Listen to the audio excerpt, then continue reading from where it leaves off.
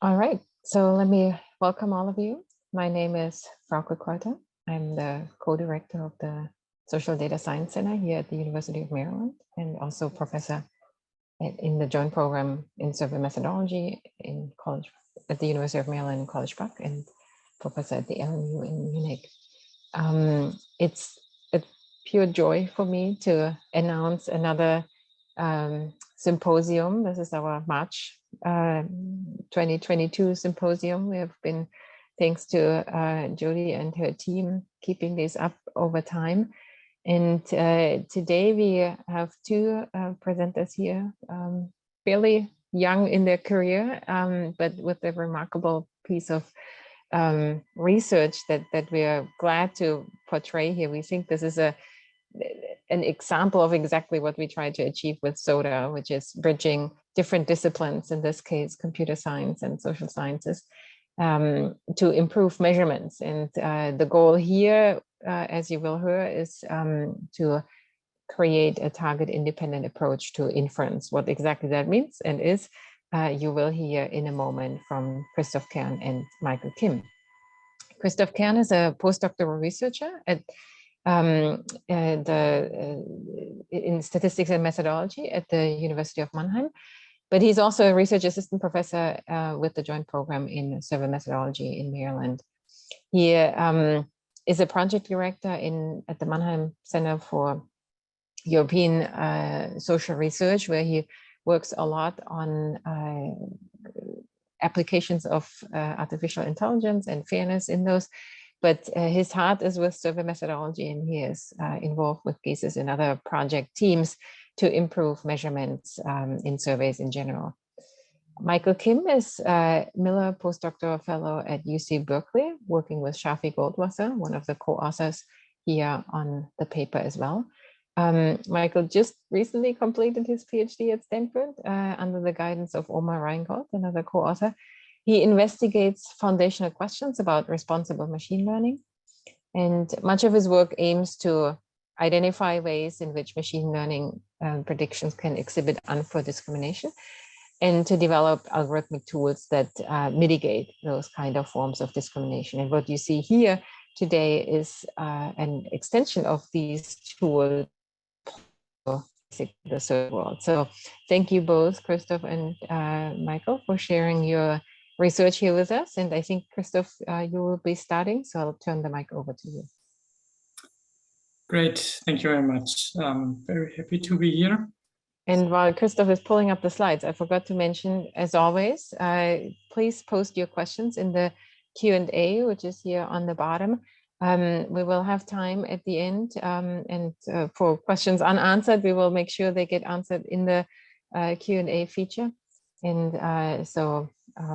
thank you. Christoph, go ahead. All right, so yeah, I will get started first. So yeah, welcome everyone, also from my side.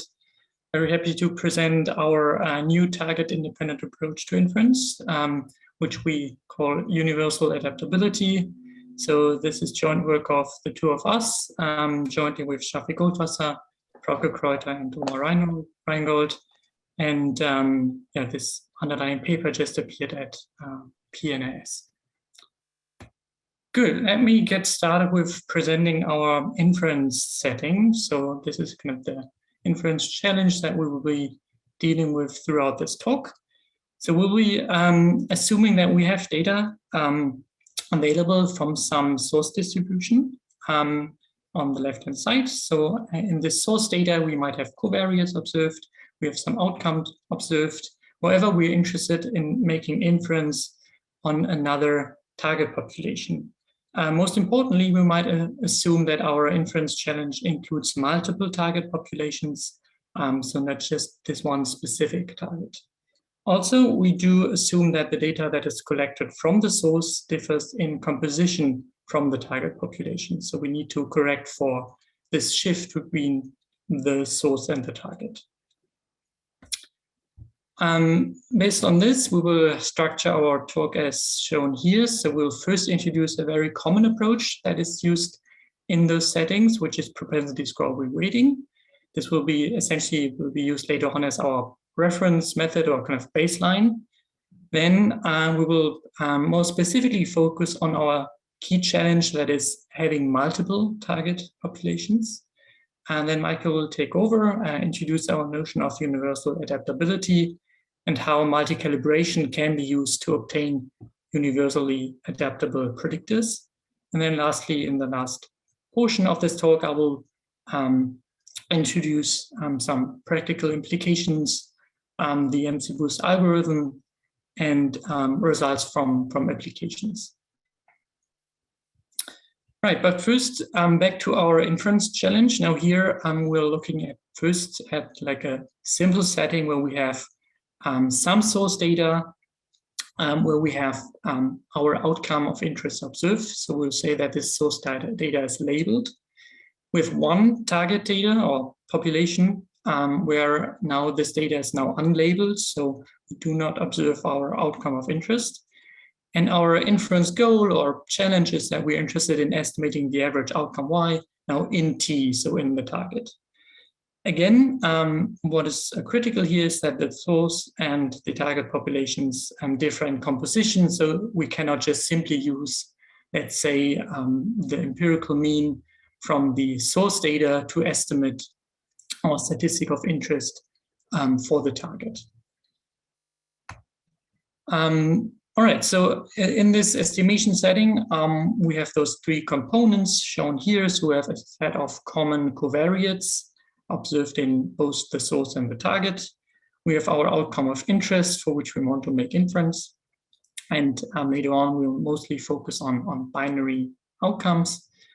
And then we have this sample selection indicator in a sense, so this D, that says whether or not we are kind of observing an example from the source distribution versus the target distribution.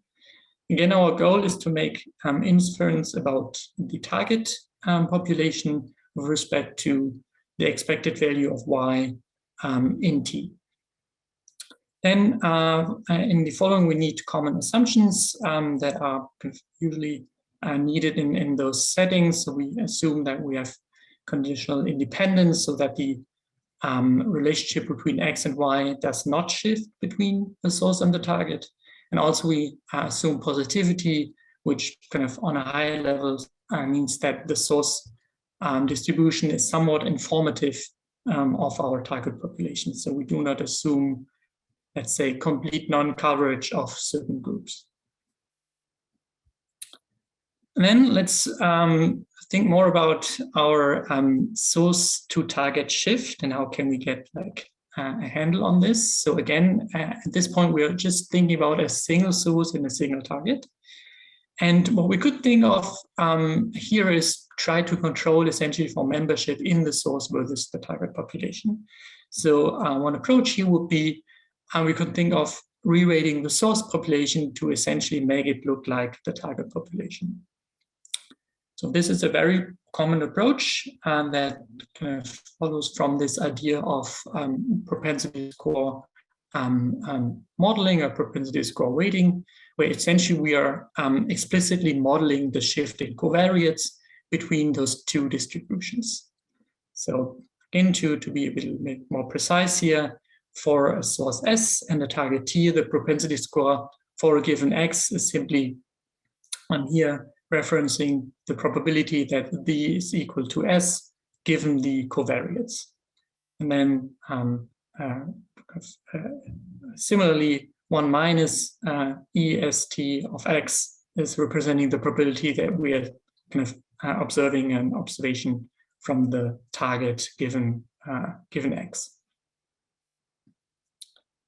Good. How can we make use of the propensity score? So we can kind of build valid inference or make valid inference by observing that, given that our assumption hold, that the expected value of y in the target distribution can be expressed as a weighted average of the expected value of y in the source distribution, and the weighting here happens by the propensity odds. So we can nicely draw on this propensity score in order to make valid inference for our target based on our source data. So in practice, this includes then 2 steps. First, clearly, we need to estimate this EST. We do this by combining those 2 samples, the source sample and the target sample, to estimate our propensity score. Then we are going back to the source sample, average the labeled source sample, reweighted by the propensity odds in order to get our estimate of Y in the target. Right. Now we need to be a little bit more precise here about how we actually estimate those propensity scores. So clearly we could kind of apply multiple different methods in order to build such a propensity score model. In order to kind of account for this, we are now introducing this class of propensity scores, sigma. And for instance, you could think of the sigma as, for instance, representing all functions that could be fitted with logistic regression, right? And then the small sigma would be essentially the result of applying logistic regression to this inference problem in order to estimate the propensity score.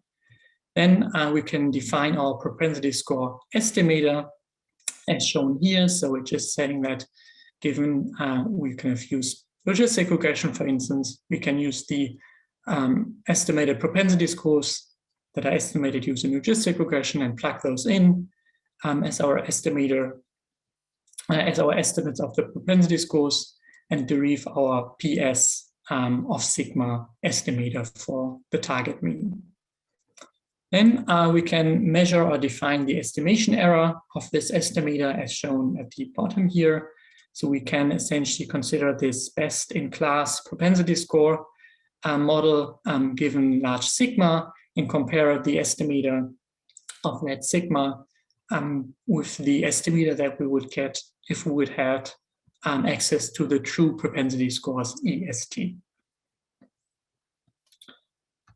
All right, so this essentially is kind of very much representing this idea of inverse propensity score weighting that we just focused on. So in the previous slide, we directly made use of the propensity scores for reweighting. Here, I just wanted to note that you might be aware of other methods where propensity scoring is used. So there's also this notion of propensity score adjustment by subclassification. There have been kernel weighting approaches proposed where the propensity scores are used more indirectly. So here we would kind of, again, have like first this propensity score model, and then the propensity scores would not be used directly to reweight, but they would be used as a similarity measure between source and target. Another stream of research is doubly robust approaches. So in this case, propensity score reweighting approaches will be combined or mixed with other approaches, such as imputation approaches.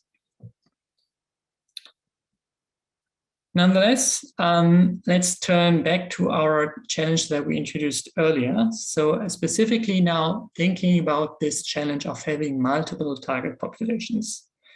An example could be, okay, our source data is based on some large medical study run by UMD. However, now we're really interested in making inference across the country for multiple targets. So it could be multiple different hospital populations in different states. Or kind of based on, again, kind of data from different universities, different hospitals, as opposed to just focusing on this overall general population. Now, in this setting, clearly we could apply those techniques that we just reviewed. However, our argument would be that here reweighting for every target would be quite costly. So in a sense, we could think of applying this target-specific propensity scoring approach and estimate a propensity score model for each target, and then kind of run this reweighting for each target in a row. In a sense, this implies that here in this perspective, the burden lies to some extent with the target communities, essentially, since you could envision that here each kind of target hospital on like the downstream task needs to figure out how kind of they can make best use of the study that has been proposed, kind of run by UMD. So this essentially motivates our perspective in terms of providing insights in a more universal format. And our hope is here to essentially reorient the responsibility such that this correction or this reweighting happens already at the source. So rather than kind of focusing on all of those target-specific propensity score reweighting approaches, we would hope to get like an approach that is providing insights in this more general way. All right, so to be a little bit more precise here, so what do we mean by this target-independent perspective to inference, and how does this compare to target-specific inference? Think about, again, propensity scoring, as shown here on the left-hand side, as representing target-specific inference. You would say that at training time, we do need kind of access to both samples, so samples, unlabeled samples from the source, and unlabeled samples from T, so that we estimate a kind of target-specific propensity score model. Then at evaluation time, we would use this target-specific model to get our estimate for the target based on the labeled samples from the source. In our approach, in our perspective, target-independent inference, we're hoping to kind of propose an approach where at training time, we just need data from the source. So only labeled samples from S are needed at training time. And then eventually, our hope is at evaluation time to make unbiased inference for any target that comes along. So for any unlabeled samples from multiple T's. So how can we think about this idea, target-independent inference? In fact, a very similar approach or kind of perspective is already kind of quite common, again, in survey research. So there's this notion of imputation approaches or prediction approaches to inference that essentially are based on first learning some outcome predictor for our outcome of interest using only the source data, right? So in this first step, only the source data is used at training time. And then in order to make inference on a target distribution, we would just use kind of the imputed values for our outcome of interest and average over those imputed values. So to be precise here, our imputation estimator is essentially saying that, okay, we have some predictor given P, and then our estimator mu of P is essentially looking at the expected value of the predictions in T. And again, we can define some estimation error here or imputation error by simply comparing the estimator or the estimate based on this mu hat P to the true expected value of Y in the target data. Right. And with this, I will hand over to Michael so that he can present our approach to target-independent inference.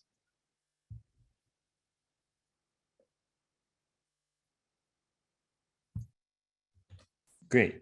I hope you can see my screen and hear me okay.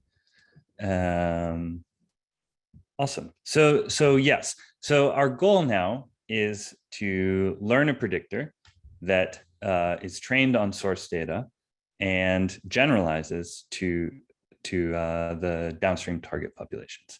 The first thing to note, though, is that in general, a predictor trained on one set of data will provide very few guarantees when evaluated on a different target. Again, this sort of fails for exactly the same reason that sampling in one distribution and applying your findings in another fails. So we really need to state some additional constraints on our predictor that we learn. And this motivates our idea of some sort of universal adapter. All right, so more concretely in math, we're going to introduce a definition which we call universal adaptability, which is a requirement on a predictor that intuitively says that the imputation estimate on the target T is as good as the propensity score estimate. So formally, we say that for a fixed source population, S, and a class of propensity scores, sigma, the predictor P tilde is sigma beta universally adaptable if for any downstream target, The estimation error, this mu hat of p tilde, is at most beta more than the propensity score estimate, right? So here I have the imputation error, here I have the propensity score error, and we're going to say that our error using the imputation method, using this universally adaptable predictor, is basically the same, just with a little bit of slack. All right, and so this should seem like a very strong guarantee. We're asking for a target independent estimate, some fixed predictor that's trained on one source population that somehow is going to compete with every estimator that is allowed to depend explicitly on the shift from S to T. All right, so the first question you should be asking is like, do these things even exist? Is this even possible? And I want to say that definitively, yes, they exist. And so, but the question is just, it's sort of just existential, right? So how do I want to say that they exist? Well, the optimal predictor, if somehow I could get my hands on the true statistical rule governing the probability of Y given X, or even just this expectation, the expectation of Y given X is equal to little x. I want to claim that this predictor, which I'll call P star, is universally adaptable to any target population with no error. And so the proof of this is just, it's a one-liner. Follows basically from the definition of P star, because imputation, according to the true statistical law, under our conditional independence assumption, gives you exactly the quantity you want, right? So the claim here is that, in other words, if we could get our hands on this true optimal predictor, P star, then we'd be done. We'd be happy and we'd be able to shift to any target perfectly. The problem, of course, is that getting our hands on the true statistical law, this P star, this optimal predictor, is typically infeasible. When we take our set of covariates X to be a very rich set, which is desirable because we can get more precise predictions, P star is sort of the information theoretic ideal. It's the strongest notion we could hope for. And from a small set of data that we typically have to work with, from a fixed set of data, it's statistically impossible to be able to learn this true law. It's equivalent to asking that under every possible shift that you could ever imagine, that you would be valid. So that maybe is too strong. The question is, what did we really want? Well, the observation that we want to leverage is that the way that we defined universal adaptability was with respect to this class of propensity scores, big sigma. Okay, so again, in your mind, you should think about sigma as being sort of the results of logistic regression or some fixed method for fitting a propensity score. Okay, and so the point is that universal adaptability does not require us to be good on every possible shift. It only requires us to be good on every possible shift from this class sigma. So given this restriction, given that we're working with a fixed class of propensity scores, there's a hope that we could anticipate the shifts and ensure that our predictions are unbiased even under these shifts. All right, so that's the idea. And to explain how we leverage this idea, we want to take a little bit of a detour. Okay, and so the detour is to the field of algorithmic fairness. I may have cut out. All right, I think I'm back. Great. So algorithmic fairness is a really young field, and it's the one where I do most of my research. So I want to give you a little bit of a high-level overview. Maybe many of you have heard about this in the popular press or maybe in research, but I'll give you the high-level overview of the technical background on it. And I hope it's interesting to you. So like I said, algorithmic fairness is a really young field. And the starting point for this field is the observation that these days predictive algorithms are everywhere we look. And they're making predictions about people in consequential arenas. They're influencing our social relationships, they're driving our vehicles, they're making medical predictions. And so while ideally this prevalence of algorithms, while ideally this prevalence of algorithms would offer a benefit to society, unfortunately, a key concern is that predictive algorithms may often be biased. All right, so countless examples now in the scientific and the popular press have been identified where algorithms are making predictions that can lead to outcomes that we deem to be unfair. And these biases have been observed across many different domains. All right, and so given the mounting evidence at this point, predictive algorithms really should be assumed to be unfair unless your methodology is explicitly somehow accounting for fairness concerns. Good, so the field of algorithmic fairness, rather than trying to address unfairness in every single application as we go on a case-by-case basis, is trying to do something a little bit more general and develop a more comprehensive theory.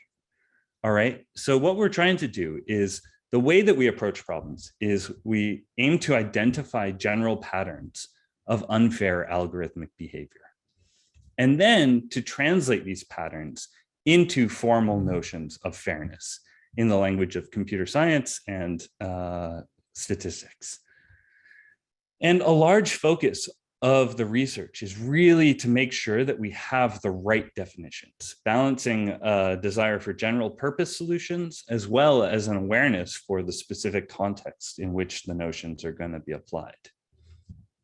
And so ideally, the definitions that we develop here will help us to understand what can and cannot happen, and what we can and cannot expect from machine learned predictions. All right, and sort of the eventual goal, the sort of pie in the sky dream, is that eventually we'll be able to develop predictive algorithms that come with some sort of certificate, some provable guarantee of fairness properties, much in the same way that modern cryptography provides us with a provable guarantee of security in our browsers when we log on to websites. Good. So with that broad overview in place, I want to discuss a specific fairness concern in more detail that will move us back in the direction of talking about universal adaptability. So this example highlights the risks of miscalibrated predictions. And it comes from an actual study of Obermeyer et al. In Science, who looked at medical risk predictors for a variety of different conditions and risk factors. And they found that the algorithmic risk predictors systematically underestimated the risk of Black patients compared to their white counterparts. So in other words, in order to qualify for the same level of hospital care, Black patients needed to be significantly sicker than white patients. So I took a screen grab from their paper. And so this figure is part of one of their figures. And so what are you looking at? You're looking at, on the x-axis, you're looking at the algorithmic risk score. And on the y-axis, you're looking at a proxy for the true risk associated with the disease. And the purple curve corresponds to Black patients, and the orange curve corresponds to white patients. So under this plot, it means that horizontal lines correspond to groups of patients with the same actual risk. All right. Whereas vertical lines correspond to patient groups of the same predicted risk. And so the divergence of these two curves leads to significant disparities in which patients automatically qualify for advanced care. So as you can see, at a true risk of, say, 0.2 here, white patients, according to the predicted risk score, some of them are qualifying for some automatic intervention. They're qualifying immediately for care, whereas their counterpart Black patients are barely being referred for screening. All right, so this is a way in which miscalibration and inaccuracy can actually lead to significant discriminatory behavior and the type of behavior that we would like to prevent. Okay, so like I said, the objection to these risk score predictors can be summarized in that they're not calibrated. So what do I mean by that? So formally, we say that a predictor is calibrated if sort of the predictions mean what they say. That is conditioned on the group where the predictor says that the risk P is equal to V, the actual expected risk is about V. All right, so calibration has been identified as a key concept in algorithmic fairness and is in many settings is viewed as necessary, but is rarely viewed as sufficient. It's typically insufficient to guarantee fairness. And the problem is that calibration on its own is a marginal guarantee. It only provides things at the population level, but gives no guarantees to individuals or subpopulations. All right, so this motivates, this was the motivation of one of my main works in this area, which is to try to strengthen the guarantees of calibration. So the point is that we don't just need to enforce calibration overall, but we could hope to hone in on subpopulations and calibrate not on these subpopulations as well. So in other words, perhaps rather than just requiring calibration on Black individuals marginally and women marginally, we could require our predictions be calibrated on Black women who live in Baltimore and wear glasses, right? So any covariates that we have in our data, we could throw into the mix and try to define meaningful subgroups based on these covariates that would be instructive for giving us more refined predictions. And so that would help improve our overall calibration and our predictions on subgroups. And the intuitive jump we go is that rather than just asking for calibration across some handcrafted groups, ideally, we would actually enforce this notion across anything that a computer could identify. So any computationally identifiable subpopulation that gives some meaningful group we want to protect against. All right, and so this gives us the definition of multi-calibration. So multi-calibration is a notion that we introduced to address concerns of fairness and prediction that says that predictions should be well calibrated, not just overall, but even when we restrict our attention to structured subpopulations. And so we capture this idea of a structured subpopulation through this class of functions, which we'll denote C. All right, there's my clicker. And so there's sort of two different views you can have with C.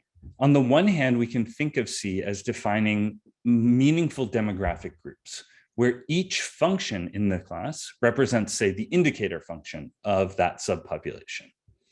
But another useful view, as we'll see, is to think about C as a hypothesis class of functions. So for instance, functions that can be computed by decision trees or linear functions, something where we can do regression over it.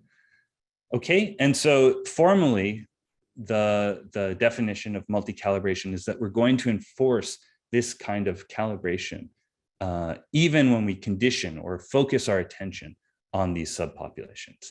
And we're going to require it not just on one subpopulation at a time, but simultaneously across all subpopulations in our class C.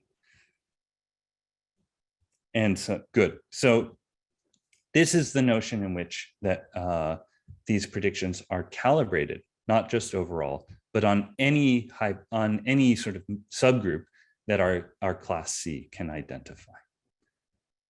Okay, good. That's the end of the detour. I'm ready to come back. And so let's rewind and think about where we were. We were thinking about this idea of universal adaptability and whether it's possible to obtain these predictors that give us estimation error that is competitive. So imputation error here, that's competitive with the propensity score estimate, right? Across any target population. And so the main intuitive observation in our work is that there's a clear analogy between the fairness goal to protect subpopulations from miscalibrated predictions and the statistical goal to ensure unbiased estimates on downstream target populations. Okay, so at least intuitively, there's some analogy here. And the technical result that we give, our main technical result, formalizes this intuition.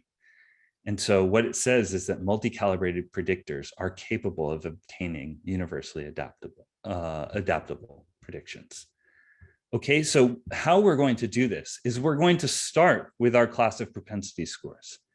And from that class of propensity scores, we're going to cook up and imagine some class of functions that we'll think of sort of as our subpopulations. And then this C sigma, we're going to use for multi-calibration. And our main theorem says that if P tilde is C sigma multi-calibrated, then it is sigma universally adaptable with some error and additive approximation factors that sort of don't depend on the predictor themselves, okay? And so what this is saying is that if you can learn a multi-calibrated predictor over this class of functions, then you get validity over a broad class of covariate shifts. Good. So just returning to this analogy, there's sort of two different roles that we can view for this concept class, this hypothesis class C.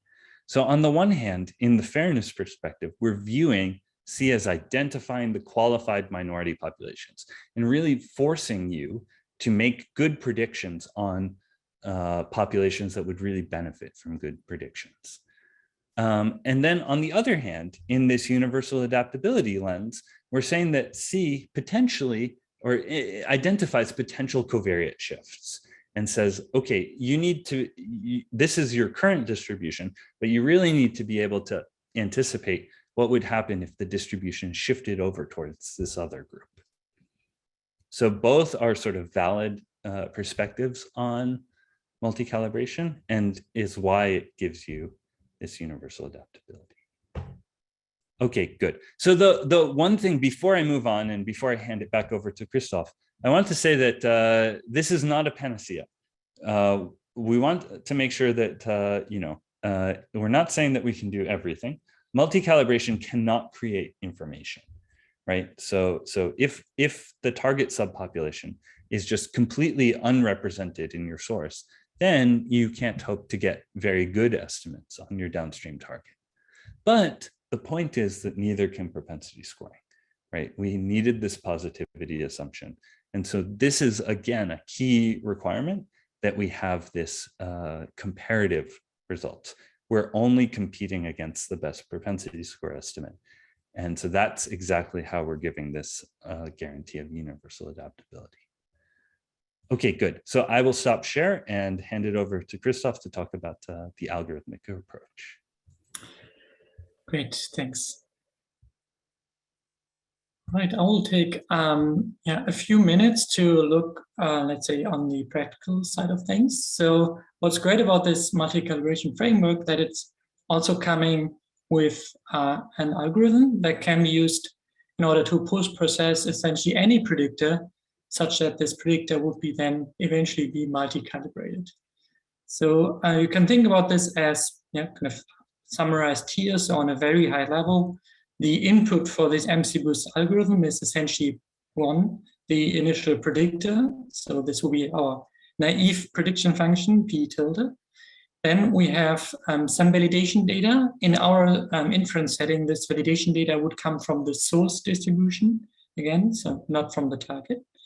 And then we have some auditor that essentially searches for those subpopulations, in quote. And in practice, this kind of translates essentially to this idea of boosting. So we are trying to find subpopulations where we observe large errors or residuals. We could do this by kind of defining the auditor in different ways. So we could ridge regression we could use virtual regression in order to audit for those subpopulations, or we could also use decision trees or any other method that you could think of. And here, in a sense, the link is that this auditor, on the way how we define the auditor, defines the class of propensity scores Cs that Michael just introduced.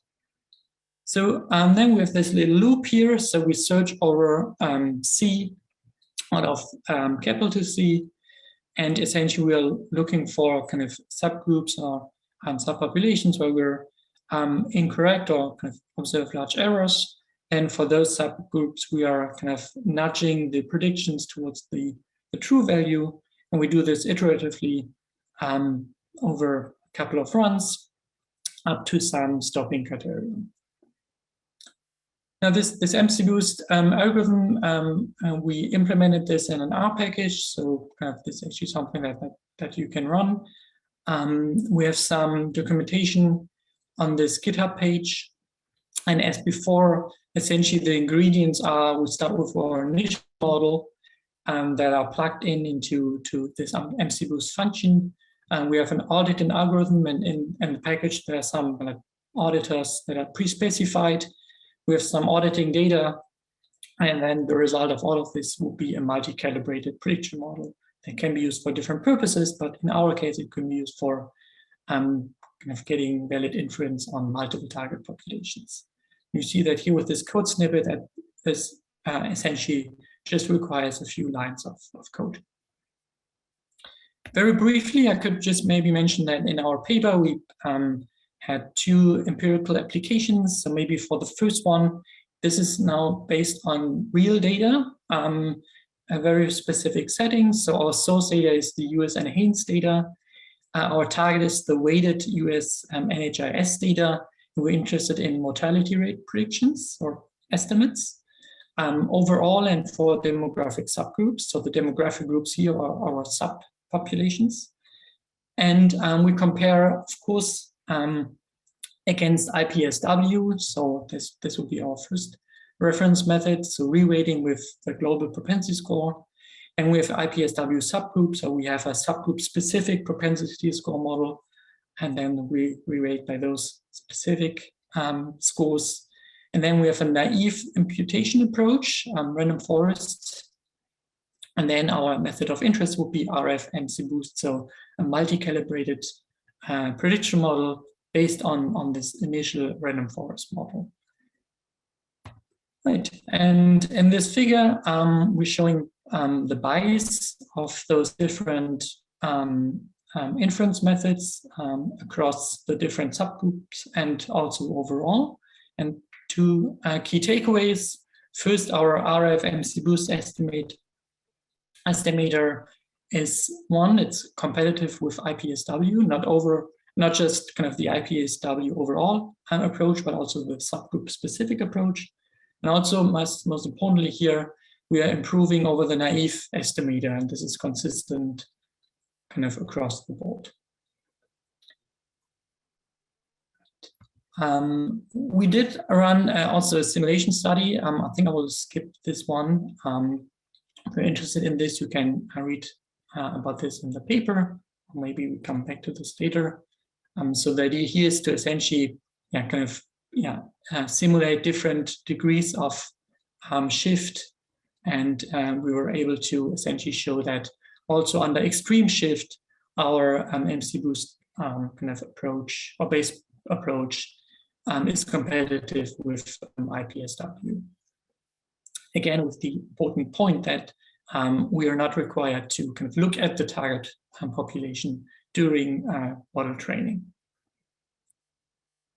Good. So that was, I think, a last portion that I wanted to kind of introduce. So to sum up here, so our approach, universal adaptability, is focusing on making valid inference, not just for one specific overall target population, but for multiple target populations.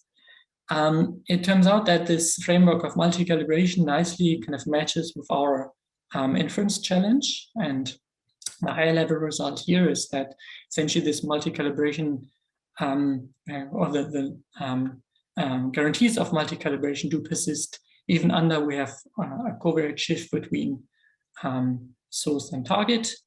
And higher level takeaway here is that, interestingly, an approach or framework that was introduced in a completely different context, that is algorithmic fairness, is essentially useful beyond the fairness context, and it's very useful for our inference challenge. So with this, thanks for joining and happy to discuss. Great. Thank you, Christoph. Thank you, Michael. This is wonderful. We already have one question from Irina in the Q&A section, and I do want to invite everybody else to add their questions here or raise their hand or make otherwise known that you want to talk. We can also unmute you. I saw a lot of people in the audience looking at you, Jay, and others that I'm sure might have some question. But let's start with Irina, who is asking, with multiple target populations, why not model the response surface instead? So this is sort of going all the way back to the beginning. Maybe you can just say a few words to that. So I will need some clarification. I'm not familiar with the idea of. Oh, Irina says, think the question has been answered. Okay, perfect. Great. Okay, with the added boosting. All right, there you go. This happens quicker than I thought. Moving on to Harriet's question, are there meaningful subgroups limited to those that exist in the sample? Can you explicitly account for a meaningful subgroup in the target or in your theory? So I can speak to that. So the subgroups are defined. The way that we think about subgroups is that it's sort of, here's the ideal. Anything that you could identify with a simple algorithm from the data that you have in a fixed amount of time. So the data consists of both the covariates that you have access to, as well as their representation in your source distribution, right? So if I have not measured some observable about you, and it's independent of all of the things that I have observed about you, then of course I can't hope to detect this subpopulation. And further, even if I have observed this, but the subpopulation just doesn't have very good representation in my source distribution, then that's also going to be an issue. But beyond that, then we think about sort of the computational bound associated with learning or identifying these subpopulations. And that corresponds to using a decision tree or this linear functions, even a small neural network. That's the idea of identifiability. And so you do need some representation in your source to be able to reason about these groups. Great, hopefully. Thanks, Michael. We also have a question by Raphael Nishimura, and Raphael, feel free to, I think just as I'm muting you, if you want to ask it directly, I can already read it out loud here. If that doesn't work where you are. How does this approach compares to inverse probability sampling weights with respect to variance or mean squared error? I know that you simulations here, Christoph, you can answer that, or maybe Michael. Yeah, great point. I mean, again, on the practical end, we kind of evaluated based on also kind of looking at MSE, and it seems that we're kind of still kind of also competitive to IPSW on that end. Although it is true that we are not really looking at variance estimation at this point. We did not kind of let's say kind of look at this in a rigorous way on this theory side. So that would be, I think, an open question for next steps. Great. We also got a. Oh, go ahead. Is there a follow-up? Was the hand up? No. Yeah. Oh, sorry. Can I? Go ahead. Okay. Go ahead. Yes. No, thank you, Christopher and Michael.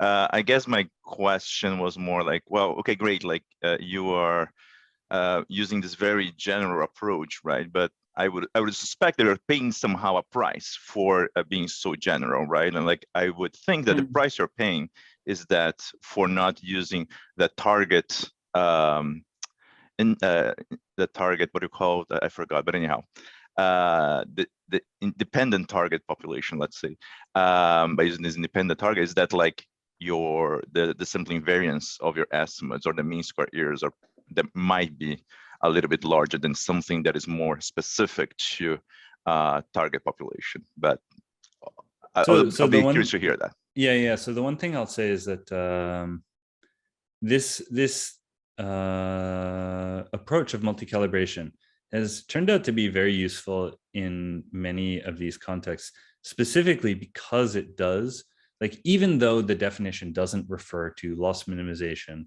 or optimization, it turns out that it actually has a number of really nice properties in terms of increasing the information contained in your predictions and minimizing various losses. So I think we would have to go to the board to discuss exactly some of these issues, but I think it's surprisingly good at, here's one way to say it, like the boosting step, the iterative process of multi-calibrating can only reduce your squared error. It only improves your predictions and moves you closer to the statistical optimal predictor. So we would have to think about exactly the setting to pin down. Yeah, I'll stop. Great, looks like a good follow-up. We also have a question from Jörg Drexler, who was thanking you for the talk, and said he has 2 questions, and I see, Jörg, you're unmuted. Do you want to ask the question yourself? Sure, I can do that. And I'm sorry, I was a little hesitant to unmute because it might be that I have to run to the door if my daughter returns any minute now. So I'm sorry if I might dash out right in the middle of my question. But here's my question. So I have 2 questions. First of all, does the whole method also work beyond estimating subpopulation means? Because I think, that was really the target that you presented, and it makes sense that, then you can also focus only on prediction accuracy, but as soon as you look at other things, only looking at, prediction accuracy might actually introduce bias in the imputation. So I wasn't really sure if you can generalize that any other estimates. And then I guess, Christoph, you basically answered my second question already, because I was wondering, do you have ways to quantify the uncertainty in the estimates that you get? And it seems that is something you will look into in the future, probably. Thanks.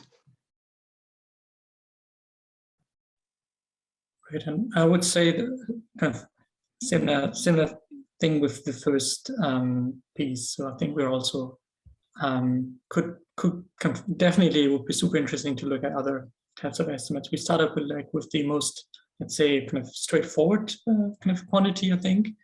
But yeah, it would be also, yeah, I think a super cool thing to look at different quantities, just not just the mean. Yeah, I'll jump in with there's been follow-up work that introduces sort of a more general framework for multi-calibration that multi-calibrates moments.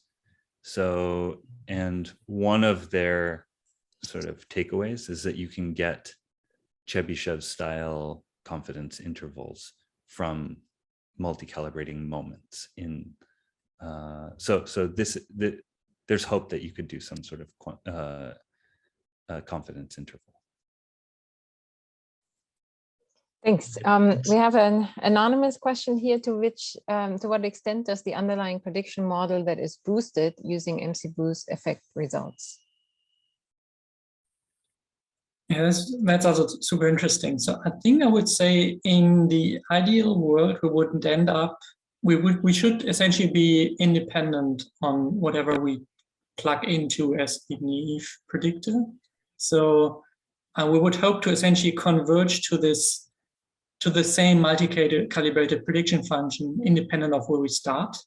And whether this is the true in practice is, I think, that may be a different question. But in theory, it should actually be the case that we could even start with kind of not really like a model. We could start with some mean and then essentially build from there, and hopefully we should kind of end up with the same thing at the very end. Yeah, and that said, if you do have your favorite method that is tried and true, and you want to just sort of augment it, there's strong post-processing guarantees that your post-processing with MCBoost really shouldn't hurt your predictions. It should only help things. So if you have your favorite method and you just want to be a bit more robust, this might be a good solution too. Sounds good. All right, we have, I think, 3 more question askers here. Irina, you have 2 questions here. If you want to briefly answer them yourself, you can unmute yourself. Otherwise, I'll rephrase them. I saw that. Yep. Right. Sure. To follow up with a recent discussion about the uncertainty bounds, would a bootstrap work as a really simple solution? It might be computationally intensive, perhaps, but could that be a simple solution until you derive those Chebyshev derived bounds? That's a great question. I'm not sure. I think it would depend exactly on the type of confidence intervals you wanted to. It's sort of what the semantics of the guarantees would be. Sure. For my other question, I was wondering if you could speak in more detail as to how precisely you, say in your R package, derive those subgroups, minimize loss for them. Right, I think this essentially maps to what type of auditor that you would use. There's like this, again, this notion of using some form of method for auditing in order to find kind of groups with large residuals, and this essentially is the main choice to make on that end, which maps to this class of functions C that Michael introduced. Yeah, so there's sort of competing factors here. On the one hand, you want to use as rich and expressive a computational class as you can to really identify sort of precisely the subgroups. On the other hand, you need the data to support that level of sort of variance or that level of precision. So there is a balancing act in terms of making sure that the subgroups that you discover are signal and not overfitting, not noise. Great. We have 1 minute, and maybe I can just rephrase those 2 questions in the chat. You might have seen them also. The question was if the approach is also extendable to multivariate outcomes, not just binary, and the other one, a question on sort of comparison to other models that are more sort of looking at the causal structure of different populations. If you can speak to both or either in the last minute, that would be great. Sure. So I think in practice, we have not done either of these things, but multivariate outcomes is totally doable within the framework. There's been a lot of interest in that in the theory literature recently. In terms of comparing to the causal structure, I don't think we've done this at all. I'm not familiar with those methods, so but yeah, great question. I guess this is the next research field that you guys are working on, if I understand correctly, as you hang out in Berkeley. So thank you all for participating in the great set of questions, and thanks again to Christoph and Michael for tackling a very challenging topic in a very understandable way. I do want to invite all of you to our next SoDa Symposium, which is scheduled for April 12th, also at noon, on educational data science. This is a presentation of faculty, students, and alumni from the program here in Maryland. And they're looking at educational research, including work at Duolingo, which could be pretty fun. So if you want to join us there, we're happy to see us. Otherwise, the slides will be put up on the website, and recordings will be made available in a few days. So thank you all, and have a good day.